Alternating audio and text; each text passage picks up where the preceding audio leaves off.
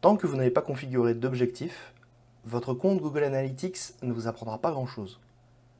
L'idée, c'est d'expliquer à Google Analytics ce que vous attendez de votre site, le but que vous visez, le résultat que vous voulez obtenir. Par exemple, un produit a été vendu ou un produit a été ajouté au panier. Un visiteur a laissé son adresse mail ou ses coordonnées en échange d'un téléchargement gratuit ou pour demander un devis. Ou un internaute s'est inscrit à la newsletter. Il a cliqué sur une bannière. Il s'est créé un compte de démo. Google Analytics pourra alors vous aider à comprendre quelles sessions atteignent cet objectif et quelles sessions n'y arrivent pas. Alors, comment faire? Rendez-vous dans Administration, la troisième colonne Vue, puis Objectif, et cliquez sur Nouvel objectif. Commençons par un objectif simple, un objectif de destination. Par exemple, un visiteur vient de nous envoyer une demande de devis ou un client vient d'acheter un produit. Dans ces cas-là, votre visiteur va voir apparaître une page de confirmation. Votre demande de devis a bien été envoyée, votre achat a bien été validé. Donc, on va simplement expliquer à Google Analytics que l'objectif, ce sont les visiteurs qui voient apparaître cette page de confirmation.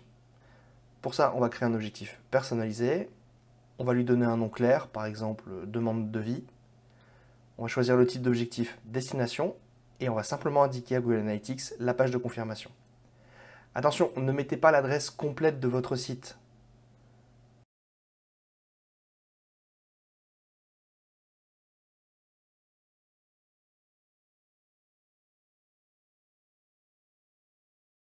Utilisez est égal à ou commence par.